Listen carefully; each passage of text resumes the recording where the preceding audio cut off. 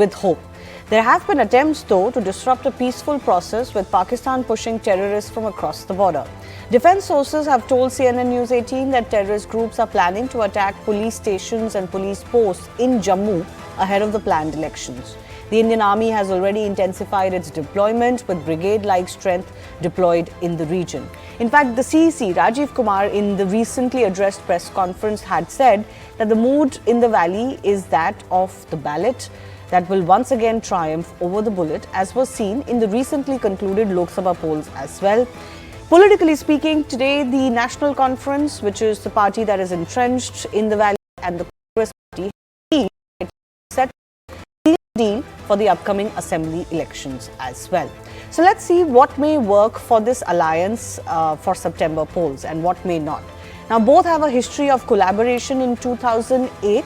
So they have a history of coming together, even though they've fought many elections against each other as well. Both are pitching for statehood restoration, which is an issue that could garner much support amongst the public. National Conference's local strength can complement the Congress's national appeal very well. In fact, National Conference's strength in the valley can also complement Congress's strength in Jammu. That could work for the alliance. Together, both NC and Congress can consolidate anti-incumbency sentiments effectively as well. But here are some of the challenges for the two as well. In 2024 Lok Sabha elections, just concluded one, the two fought together, but Congress lost 2 seats and the National Conference also lost 1 out of the 3 that it fought on. NC seeks Article 370 restoration, but remember, the Congress's public stance has changed since the verdict by the Supreme Court on this issue. Both are accused of being dynastic parties. This could well be a check of whether that still works. And different priorities and agendas can lead to friction as far as these two partners are concerned. In any case, even seat sharing could turn out to be a bit of an issue. Now, it's becoming clearer that the BJP could well face a united opposition or the India alliance type opposition in Jammu and Kashmir. So, who will Jammu and Kashmir choose? That debate coming up with our guests. जो alliance है वो on track है और इंशाल्लाह ये बिल्कुल अच्छी तरह से अलायंस चलेगी। जी हाँ, फाइनल हो गया है, आज शाम को उस पर दस्तखत हो जाएंगे। ये पूरे 90 सीट्स। हिस्ट्री में आजादी के बाद बहुत सारी बार यूनियन टेरिटरीज को स्टेट में बदला गया है, मगर एक ही उदाहरण है जब स्टेटहुड छीनकर यूनियन टेरिटरी बनाई गई है। जो बीजेपी का जबरदस्त विस्तार हो रहा है, इससे कांग्रेस और नेशनल कॉन्फ्रेंस बहुत परेशान हैं, हताश हैं। इसीलिए आज डॉक्टर फारूक अब्दुल्ला साहब और कांग्रेस ने आपस में गठबंधन किया है।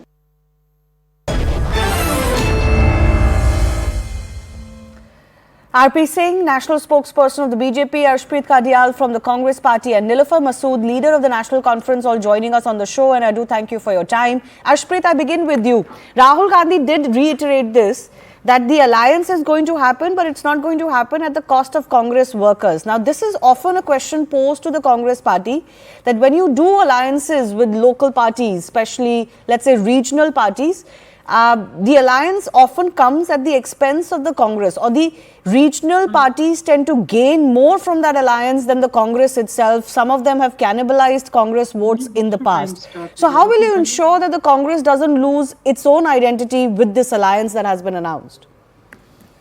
Well, I'd beg to differ on what you said, Shivani, because whenever Congress forms an alliance, it is the people that benefit from that alliance, none other.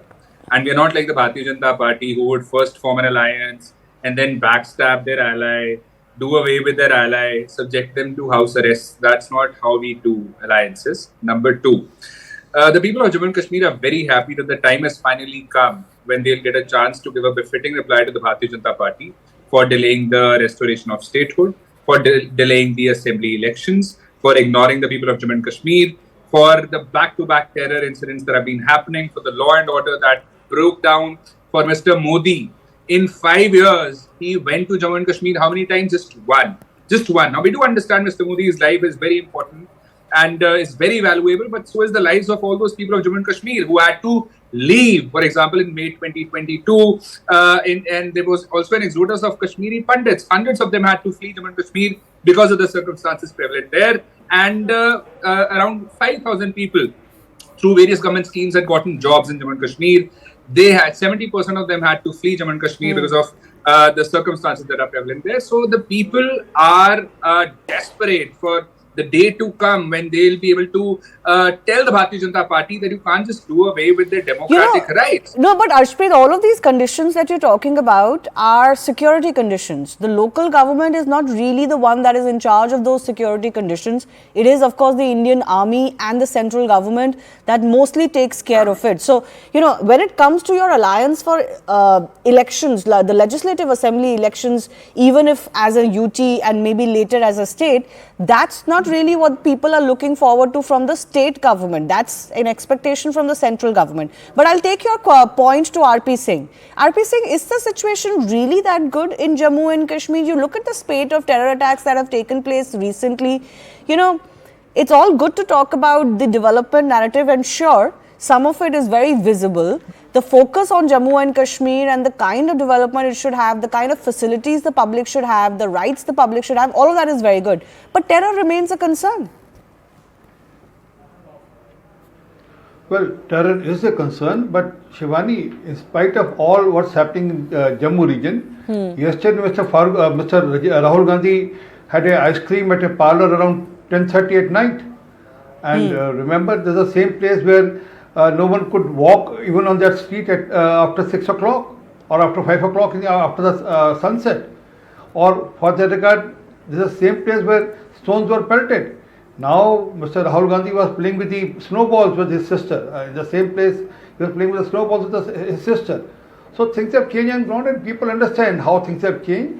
And also, the democracy is also percolated. Before this election, there was the local DDC election, local panchayat elections, but democracy is also percolated on the ground level also. And in that also elections, let me just remind my friend the results of the last election. Congress got 21 and we got 74 seats, and NC got some 57 seats. So although Gopkar Alliance also got a bigger chunk put together when they contested together, but fact is that BJP made a good dent in that DDC election. So this clearly shows that the new sort of leadership which is emerging in Jammu Kashmir against the dynastic rules, against the corrupt dynastic rules, and then people will again vote for them. Recently, parliamentary elections, they had to face the wrath of the people in Valley also, and also in Jammu also for that regard. But that doesn't necessarily mean, RP Singh, that doesn't necessarily mean that the BJP has been able to kind of gain its ground so much that it will be a factor in Kashmir either. Or are you suggesting that the results are going to surprise us? As I just now told you, there's a DDC election 4 years ago although, but that was a local body election in which we performed very well. We got 74 seats against 57 of NC and 21 of the Congress party. So what I'm saying is that although they might try to do whatever club together, but people of Kashmir and Jammu specifically ask that do you want a foreign rule here? I mean, do you want China to come and go on? Because Mr. Farooq Abdullah is on record saying that let China come and go on, Kashmir will be better off with China. So now Mr. Rahul Gandhi also need to answer that. Although Mr. Rahul Gandhi is in tandem with the Communist Party of China, so probably that could be one of the reasons for both of them to going for alliance also. Okay, so, I'll come to the issue of the people are fed up of corrupt. Yeah, corruption is one of the issues that obviously Jammu and Kashmir has seen in past during statehood. The other issue, of course, is of separatism or separatist tendencies being promoted in mainstream Kashmir politics. I think we've lost the link with Nilofer from National Conference. We'll try and get her back. But Arshpreet, here's the question that the Congress will face. How do you justify partnering with the NC? Forget about the PDP-BJP alliance, which was obviously for convenience, didn't last very long. But how would you justify partnering the National Conference when your nationalistic views and what the NC says don't often go together either?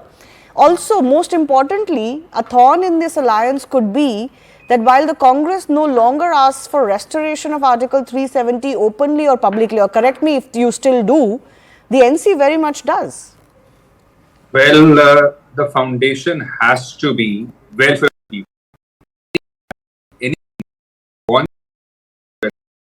to us is welcome to join our party. Number two, our alliances are not with an objective to gain or gain political mileage, gain votes. That's what the non-democratic alliance of the Bharatiya Janata Party does. But Shivani, one most important question for this debate is, Mr. Amit Shah, the Minister, these has come to an end. And post that, the terror attacks have been happening back to back. Will Mr. Amit Shah resign for having blatantly lied, for having blatantly failed? Second, the BJP shouldn't give us lectures on this.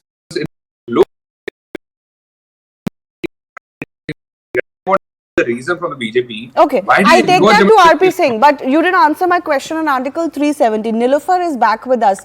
Niloufar ji, I want to ask you, you clearly want the restoration of Article 370. In mainstream Indian politics outside of Jammu and Kashmir, most parties, even the Congress, your new alliance partner, will concede that it is history. So how will you reconcile this view with your alliance partner, the Congress party, for these state elections? Statehood I can understand, but Congress doesn't openly ask for restoration of Article 370 anymore. Shivani, every party has its own manifesto. Likewise, Congress has its own manifesto. We too have our own manifesto. I will give you an example like when BJP and PDP entered into the coalition, they too had different manifestos, but they drafted one common minimum program. Likewise, we'll be drafting one common minimum program. It will come before the media and the people itself.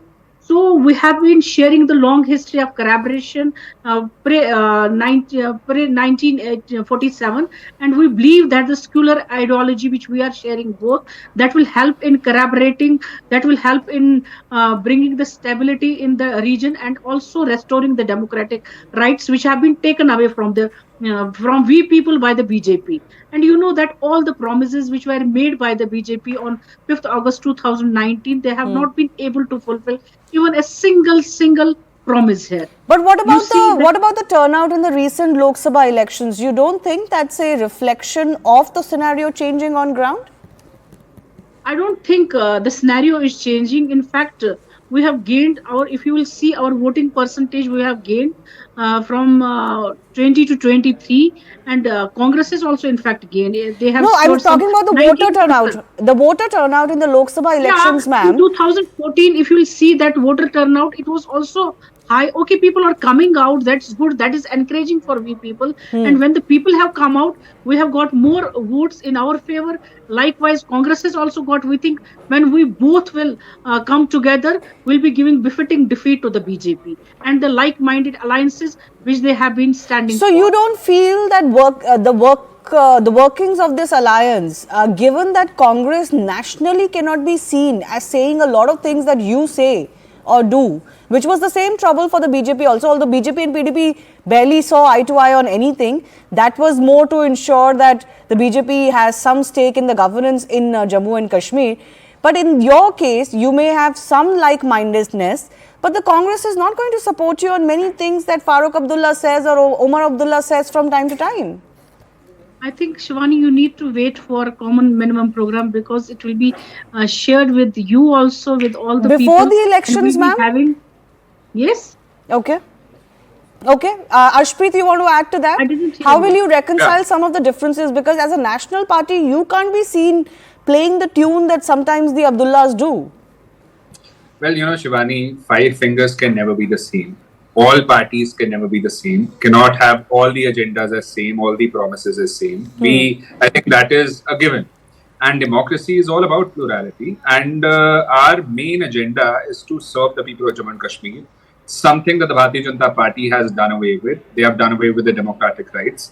They have done away with their basic rights as well. And the people of Jammu and Kashmir have been ignored to an extent that the BJP did not even consider fielding a candidate. And there was a fear factor there, Shivani. They knew it, that if they fielded a candidate, Zamanat Zabt hogi, they knew it. And that's why they were so scared they did not even consider fielding a candidate. And number two, Jammu is done with the Jumlas. Jammu is done with the Jumlas of the Bharatiya Janata Party. Every single person is saying this. And soon will come the day when the Bharatiya Janata Party would be given this befitting reply. And they RP Singh, 30 seconds left, sir. Voter turnout may have increased. That doesn't necessarily mean that BJP's vote share has increased. That's still a problem for you.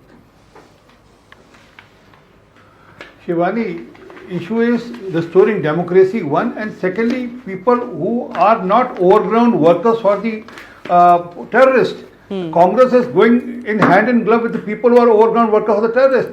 Man, Farooq Abdullah just recently said that army is in collusion with the Pakistanis. He said the army is in collusion with the Pakistanis. It was his word. So, you have been just will mainstream the Congress party spokesperson tell that they believe in this, that army is in collusion with Pakistan? Hold on, ma'am. Hold you. I never interrupted you. The fact is the same Farooq Abdullah who said that Pakistan occupied Kashmir is part of Pakistan. How can you tag we have no claim on that. So Congress need to answer on that. Yes, RP Singh. Okay, Congress needs to answer that. I'll end it at that note. I do thank all of our guests for joining.